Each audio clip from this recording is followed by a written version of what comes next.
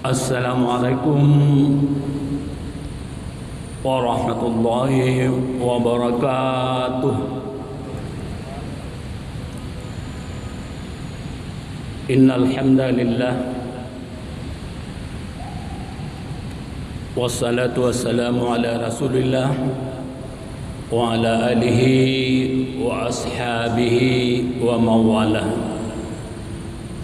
Asyhadu an la ilaha illallah wahdahu la syarika lah wa asyhadu anna Muhammadan abduhu wa rasuluh la nabiyya ba'dah.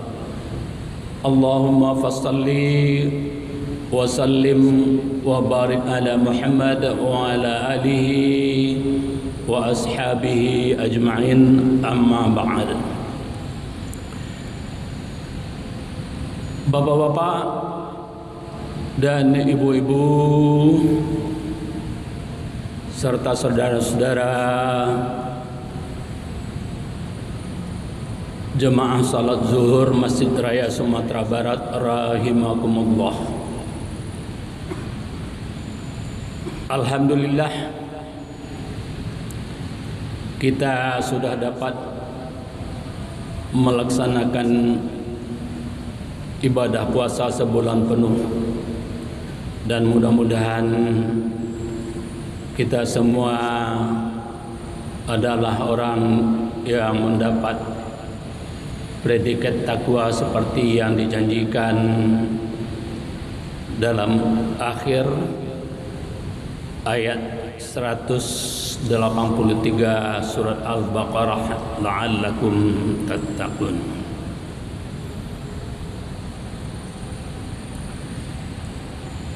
Maka setelah memperoleh darjat takwa atau muttaqin itu pasca Ramadan ini, adalah kewajiban kita pertama memeliharanya, kemudian meningkatkannya sesuai dengan nama bulan saat ini, yaitu bulan Syawal, bulan peningkatan. Maka hendaknya kita meningkatkan ketakwaan kita bersama. Untuk itu, ma'asyiral muslimin wal muslimat, mari kita perhatikan firman Allah dalam Al-Quran surat Al-Baqarah ayat 2. Bismillahirrahmanirrahim. Zalikal kitabu la raiba fih hudal lil muttaqin. Kitab Al-Quran ini tidak ada keraguan padanya dan menjadi petunjuk bagi orang-orang yang bertakwa. Maka rujukan kita untuk memelihara dan meningkatkan ketakwaan kita pasca Ramadan ini, pertama adalah ayat ini, bahwa bagi kita orang yang bertakwa, Al-Quran itu adalah petunjuk kita. Kita tidak boleh meragukan Al-Quran itu. Sehubungan dengan itu, marilah kita evaluasi diri kita. Apakah kita di dalam kehidupan ini sudah betul-betul menjadikan Al-Quran sebagai pedoman hidup kita? Sebaliknya, apakah di dalam tindakan kita, pemikiran kita, sikap kita tidak ada yang meragukan kebenaran Al-Quran? Mengapa ini kita kemukakan? Karena beberapa masa yang lalu pernah ada menteri yang meragukan kebenaran Al-Quran secara tidak langsung. Dia mempertanyakan hukum waris yang ada dalam Al-Quran dalam surat An-Nisa ayat 11.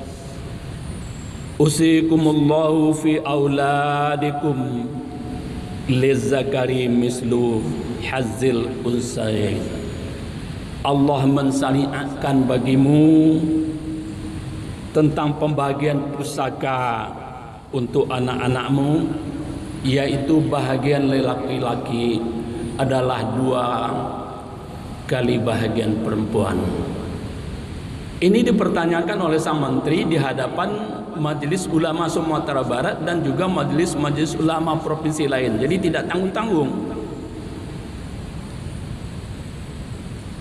Dasar dia mempertanyakan itu ialah kasus pribadinya. Seharusnya kasus pribadi tidak menjadi hal yang general, hal yang umum.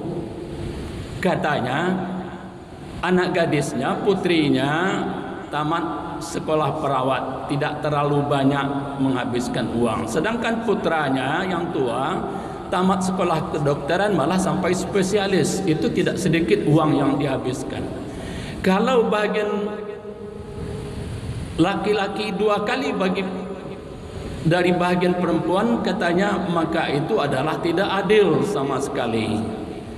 Dan karena dia yang bicara itu adalah menteri, maka para pejabat di daerahnya, di daerah ini dan beberapa daerah lain ikut juga bersuara bahwa hukum Al-Quran itu perlu dikaji ulang.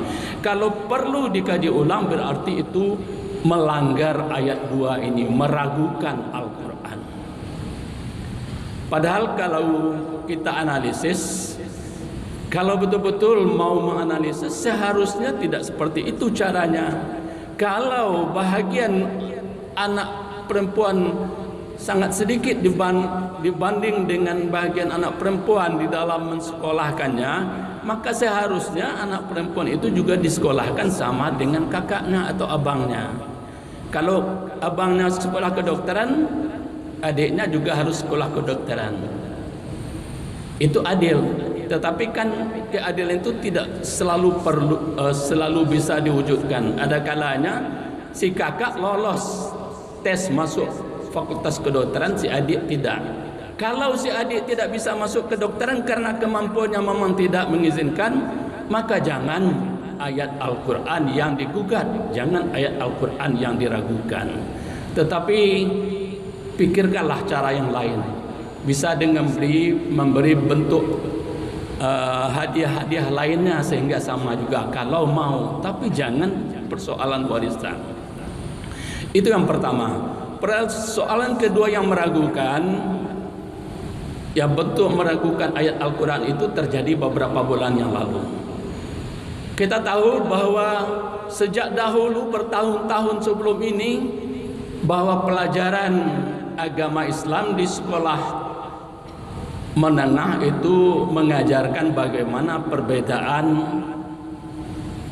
keyakinan ketuhanan agama Islam dengan agama Kristen. Kita tahu dalam agama Kristen ada keyakinan disebut dengan Trinitas. Ada Tuhan Bapa, Tuhan Anak, dan Tuhan Ibu.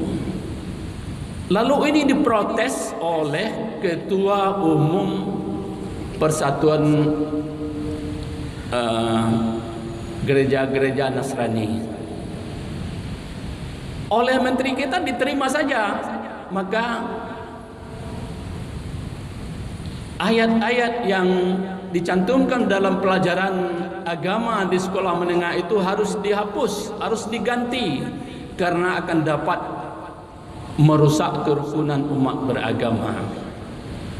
Jadi jelas bapak-bapak dan saudara-saudara, secara tidak sadar demi mempertahankan kedudukan, orang tidak segan-segan mengatakan ayat Al-Quran itu harus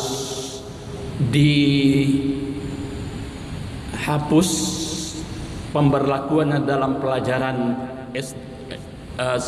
sekolah menengah tentang prinsip ketuhanan, di mana prinsip ketuhanan diajarkan bahwa berdasarkan surat Al-Ikhlas, qul huwallahu ahad, katakanlah bahwa Allah itu esa, lam yalid wa lam yulad wa lam yakul lahu kufuwan ahad, tidak beranak dan tidak diperanakkan, tidak ada sesuatu pun yang setara dengan dia. Nah, ini tentu dikaitkan dengan konsep Trinitas tadi. Ini yang minta dihapus. Jadi anehnya karena dia adalah pejabat menteri, maka suara-suara seperti itu sampai ke daerah oleh pejabat-pejabatnya yang berada di daerah, oleh pegawai-pegawainya yang ada di daerah, yang mengaminkan bahwa pelajaran yang memberikan penjelasan tentang agama Islam dengan non-Islam itu harus dihapus. Padahal itu jelas-jelas bertentangan dengan apa yang dibuat oleh prinsip menteri sebelumnya. Prinsip menteri sebelumnya ialah bahwa kerukunan yang diajarkan itu di Indonesia adalah yang sesuai dengan agama masing-masing. Apa itu? Bahwa kita memang berbeda, tetapi tidak harus menghapus perbedaannya itu. Itu disebut dengan istilahnya agree in disagreement, setuju dalam perbedaan. Kita jelas berbeda, tidak mungkin perbedaan itu dihapus, tidak mungkin perbedaan itu disamakan. Karena itu kita sepakat bahwa kita terus berbeda, tetapi tidak boleh saling menghina, tidak boleh saling memperolokkan, tidak boleh saling merendahkan atau mempertentangkannya di muka umum. Pelajaran di dalam buku sekolah menengah itu jelas bukan pembicaraan di depan umum, tapi pembicaraan khusus. Kalau istilah Minangnya itu pembicaraan di bilik ketek. Pembicaraan di bilik ketek tidak sama dengan di bilik gadang. Pembicaraan yang khusus kepada internal kita dalam Islam itu jelas berbeda dengan pembicaraan kepada orang non-Islam.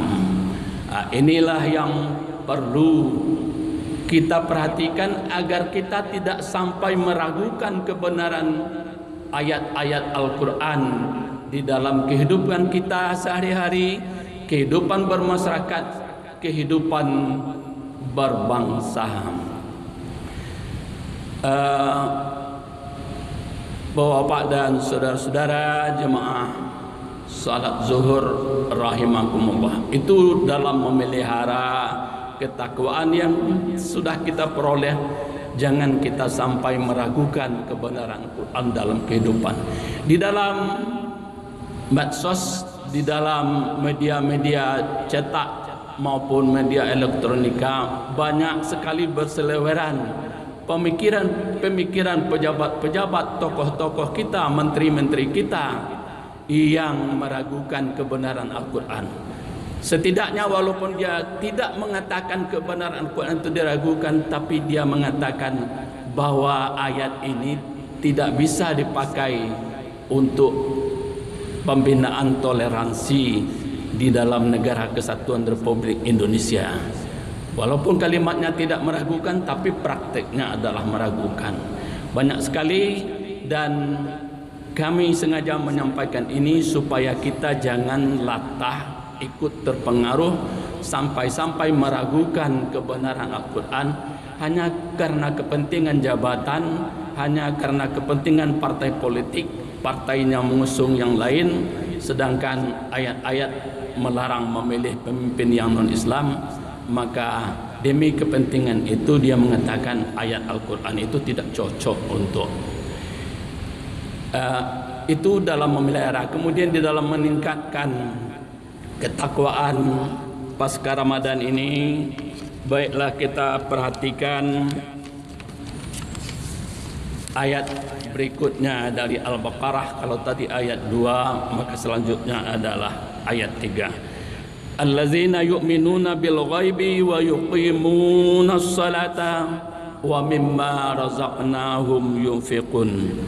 Orang-orang yang bertakwa, karena pokok kaji kita tadi adalah memelihara ketakwaan. Orang-orang yang bertakwa itu adalah mereka yang beriman kepada yang gaib, yang mendirikan salat dan menafkahkan sebagian rezeki yang kami berikan kepada mereka. Untuk dapat meningkatkan ketakwaan kita, kita harus memupuk kepercayaan kita kepada yang gaib. Yang gaib adalah Allah Subhanahu wa Ta'ala, malaikat, dan kepercayaan kepada hari akhir. Ini belum nyata, belum nampak oleh kita, tetapi kalau kita pergunakan pikiran kita, dia itu adalah maujud. Dan inilah yang harus kita pertebal. Di dalam Ramadan kita sudah melatihnya. Karena keyakinan kita Allah itu dekat dengan kita walaupun tidak tampak oleh kita, maka kita berusaha mengendalikan diri kita, nafsu kita. Walaupun ada kesempatan kita tidak makan, walaupun ada kesempatan untuk melakukan perdagangan dengan jalan melakukan tipu daya, timbangan yang 1 kilo dijadikan 7 on, kualitas yang rendah dikatakan kualitas nomor 1 atau diaduk, atau istilah lain di kampung namanya disobok, dicampurkan demi mendapat keuangan. Itu tidak kita lakukan. Mengapa? Karena kita merasa dekat dengan Allah. Dimanapun dan kapanpun kita berada, Allah melihat kita. Maka latihan yang sudah kita lakukan selama sebulan penuh, pasca Ramadan hendaknya dapat kita tingkatkan. Kemudian di bulan Ramadan kita sudah terlatih melakukan salat berjamaah, baik salat 5 waktu dan salat sunat lainnya. Maka mari sesudah Ramadan kita tingkatkan ibadah kita. Kalau dalam sehari belum bisa kita 5 kali salat berjamaah, kita upayakan agar penuh 5 kali dalam sehari. Kita upayakan melaksanakan salat sunat rawatib, salat tahajud dan sebagainya. Dengan demikian kita akan dapat meningkatkan ketakwaan kita. Bapak dan saudara, indikator-indikator dari peningkatan ketakwaan itu banyak, tetapi mengingat waktu yang terbatas, kita cukupkan sampai di sini. Mudah-mudahan dapat kita amalkan. Fa'tabiru ya ulil absar la'allakum turhamun.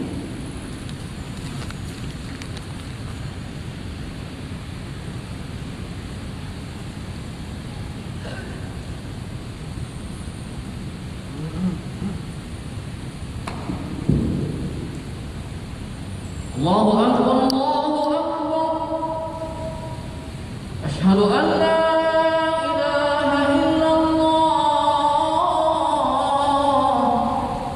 Asyhadu anna Muhammadar Rasulullah. Hayya 'alas salati, hayya 'alal falah.